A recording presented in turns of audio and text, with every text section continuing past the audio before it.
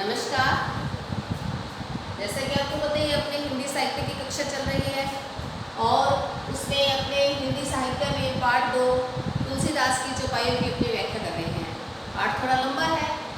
आज हम आगे की जो चौपाइयाँ दी गई हैं उसकी व्याख्या करेंगे।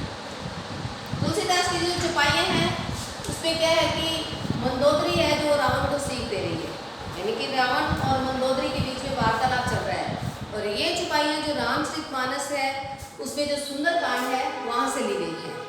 जो रावण और मंदोदरी के बीच वार्तालाप चल रहा है, मंदोदरी बार बार रावण को समझा रही है कि आप राम से क्या है जो वैर है उसको त्याग दीजिए, आप उससे क्या है युद्ध मत कीजिए। अब वैर किस कारण से है कि जो रावण है वो सीता का हरण करके ले आए हैं और इस कारण से क्या है कि उन दोनों के बीच में युद्ध होने वाला है।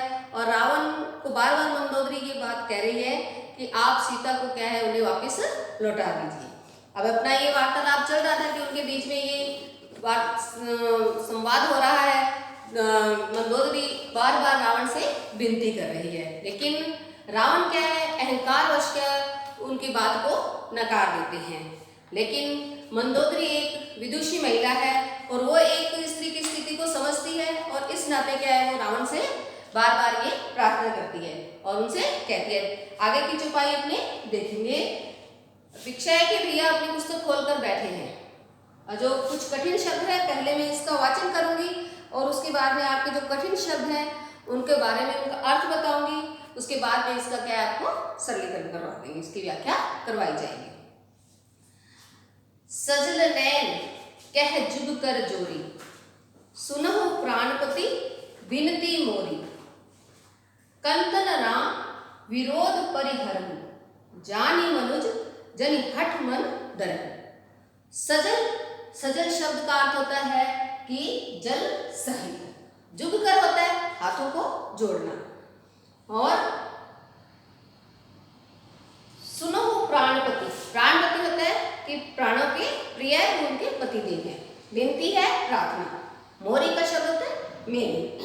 अब मंदोदरी रावण को समझाते हुए उनसे विनती करती है कि सजल नैन कह जुग कर जोरी। मंदोदरी के नेत्रों में क्या है आंसू आ जाते हैं, उनके नेत्र जल से भर जाते हैं और जल से भरे हुए नेत्र और हाथ जोड़कर रावण से कहते हैं कि सुनो प्रिय कि मेरी आपसे क्या है विनती है। कंतन राम विरोध परिहरो, कि हे स्वामी, कंतन स्वामी कि हे स्वामी आप राम से क्या है विरोध को त्याग दीजिए। जानी मनुज जनि हठ मन धरहु, कि आप राम को साधारण मनुष्य समझकर क्या है ये अपनी जिद पर अड़े हुए हैं। आगे दोहा देखेंगे। विश्व रूप रघुवंश मणि, करहु वचन विश्वास। विश्व रूप यानी कि विश्व का रूप, रघुवंश मणि यानी कि श्री राम, वचन वचन, विश्वास होता है विश्वास करना। अब मंदोदरी रावण से कहती है कि हे स्वामी आप मेरे वचन पर विश्वास कीजिए और मेरा कहा मानिए, क्योंकि राम क्या है विश्व के रूप है और संसार का क्या है कल्याण करने वाले हैं। इनकी विश्व रूप का जो रूप है वो कौन है, राम है। लोक कल्पना वेद कर अंग अंग प्रति जासु, कि लोक कल्पना यानी कि उनके शरीर के अंदर ही पूरा लोक और वेद समाये हुए हैं। वेद कर अंग अंग प्रति जासु, और जो अन्य लोक हैं उनके विभिन्न अंगों में क्या है समाये हुए हैं, यानी कि उनके पूरे शरीर के अंदर ही क्या है पूरे लोक का पूरे संसार का क्या है समावेश है। आगे चौपाई देखेंगे। पद पाताल शीश अधधामा। अब इस चौपाई के अंदर क्या है मंदोदरी रावण को बता रही है कि जो समस्त संसार है वो उनके शरीर के अंदर समाया हुआ है। पद पाताल कि उनके पैरों में पाताल है, शीश अधधामा और उनका जो सिर है शीश है उस पर क्या है ब्रह्मलोक का निवास है। अपर, अपर यानी अन्य, अपर लोक अंग अंग विश्रामा, यानी कि जो अन्य लोक हैं वो उनके विभिन्न अंगों में क्या है स्थित है। भ्रिकुटी विशाल, भ्रिकुटी विशाल का मतलब क्या है कि भयंकर विशाल टेढ़ी होगी, यानी कि भ्रिकुटी विशाल भयंकर काला, यानी कि उनकी जो बड़ी बड़ी विशाल टेढ़ी बोहें हैं, वो क्या है, भयंकर काल का रूप है। नयन दिवाकर, नयन यानी कि नेत्र, दिवाकर सूर्य यानी कि उनके नेत्र क्या है, सूर्य है। कच्छ घन माला, और उन कच्छ यानी कि केश, उनके केश है वो क्या है, बादल है। जासु घ्राण अश्वनी कुमारा, कि जिनकी नासिका में, घ्राण का मतलब होता है नासिका, नाक, कि जिनकी नासिका में अश्विनी कुमारों का वास है। निशि अरो दिवस निमेश अपारा, निमेश का मतलब पलक, कि उनकी जिनकी पलकों की अपार गति में, निशि रात्रि और दिवस दिन, कि जिनकी पलकों की अपार गति के अंदर दिन और रात है। श्रवण दिशा 10 वेद बखानी, और उनके कानों में 10 दिशाओं का क्या है, वर्णन है, यानी कि उनके जो कान हैं वो क्या है, 10 दिशाएं हैं। मारुत हवा, मारुत शब्द का अर्थ क्या होता है, हवा।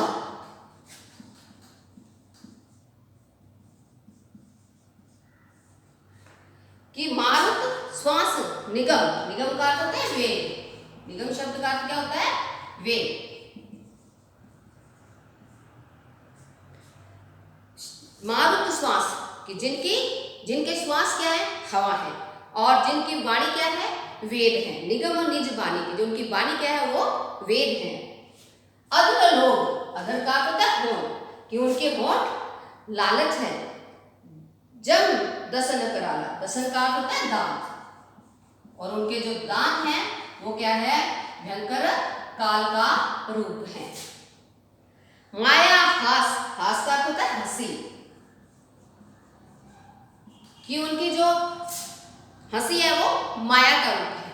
बाहु दिग्पाला, और उनकी भुजाएं क्या है, दिशाओं की रक्षा करने वाली है। आनन अनल, आनन का अर्थ होता है मुख, कि उनका जो मुख है, अनल आग, उनका मुख आग है। अंबुपति जीवा, अंबुपति बादल का पर्यायवाची है, यानी कि वर्षा का पर्यायवाची है। जब और वर्षा को करने वाला कौन है, वरुण देव है। अब यहाँ पर उन्होंने दिया अंबुपति जीवा, यानी कि उनकी जीव क्या है, वो वरुण देव है। उत्पत्ति पालन प्रलय समीहा, और जिनकी इच्छा मात्र से या जिनकी संकल्प दृष्टि से ही क्या है, सृष्टि के अंदर जन्म और पालन और प्रलय होती है, यानी कि उसका विनाश होता है। जिनकी इच्छा मात्र से ही क्या, सृष्टि के अंदर उत्पत्ति और उसका विनाश होता है। रोम राज अष्टादश धारा, और उनके रोम रोम के अंदर क्या है, 18 जो पुराण है या विद्याएं समाई हुई हैं। अस्थि सैल, सैल का अर्थ होता है पर्वत, सैल का अर्थ क्या होता है, पर्वत, कि यानी कि उनकी जो हड्डियां हैं वो क्या है, पर्वत है। सरिता नसजारा, और उनके शरीर के अंदर जो धमनियां हैं और जो शिराओं का जाल है वो क्या है, नदियां हैं। उददी, उदर उददी अदगो जातना, उदर का मतलब होता है पेट, और उददी का अर्थ होता है समुद्र। अदगो यानी कि शरीर के नीचे का भाग, जातना यानी कि उनका जो पेट है वो समुद्र है, और नीचे का भाग क्या है, जमपुर है, यानी कि यहाँ पर कष्ट देने वाला है। जग में प्रभु का बहु कल्पना, और जो श्री राम है वो क्या है, जग में है, पूरे विश्व का ही क्या है, एक रूप है, और संसार का क्या है, कल्याण करने वाले हैं। आगे दोहा देखेंगे। अहंकार शिव बुद्धि अज मन ससि चित्त महान, मनुज बास सचराचर रूप राम भगवान। वो क्या करें कि उनका जो अहंकार है वो कौन है, किसका रूप है, शिव का रूप है। बुद्धि अज, अज का अर्थ होता है ब्रह्मा, यानी कि उनकी जो बुद्धि है वो कौन है, ब्रह्मा है। और उनका मन शशि, शशि का अर्थ है चंद्रमा, उनका मन क्या है, चंद्रमा है। चित्त महान, और उनका जो चित्त महान, महान कौन है, विष्णु, जो उनका चित्त है वो कौन है, विष्णु है।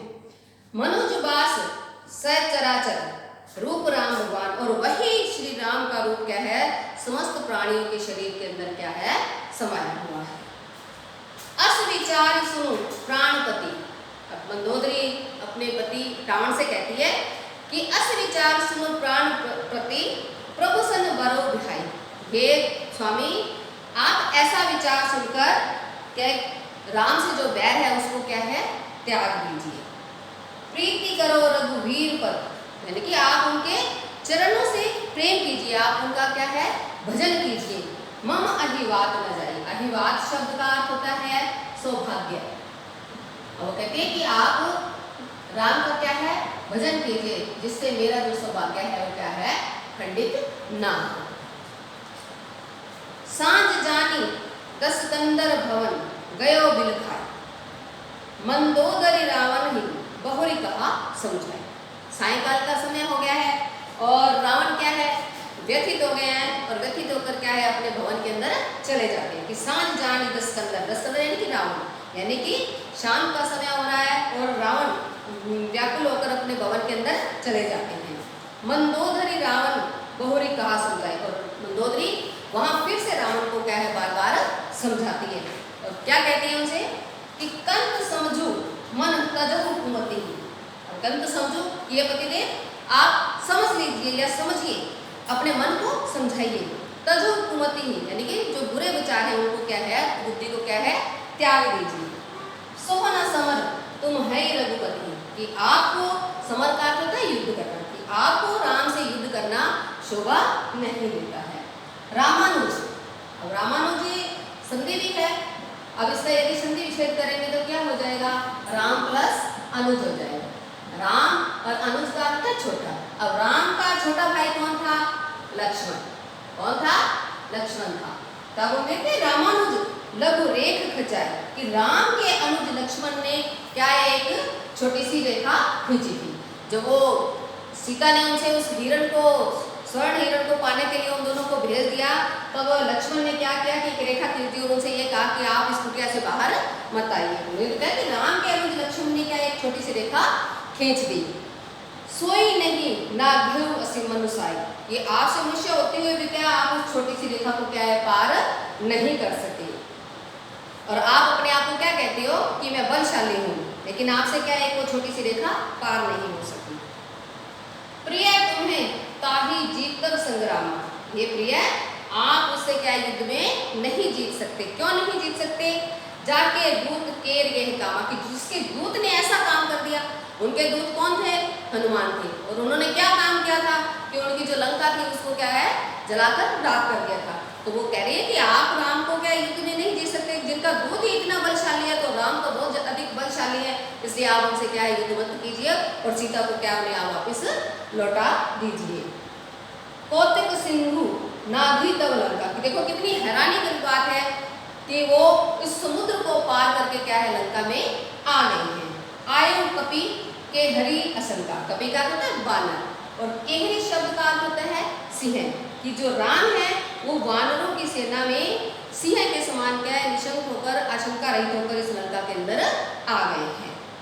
रखवारे हटी विपिन उजारा, कि उसने आके जो अशोक वाटिका थी वो उसको क्या है, उजाड़ दिया, और उसकी रक्षा करने वालों को क्या कर दिया, मार दिया, उनका वध कर दिया।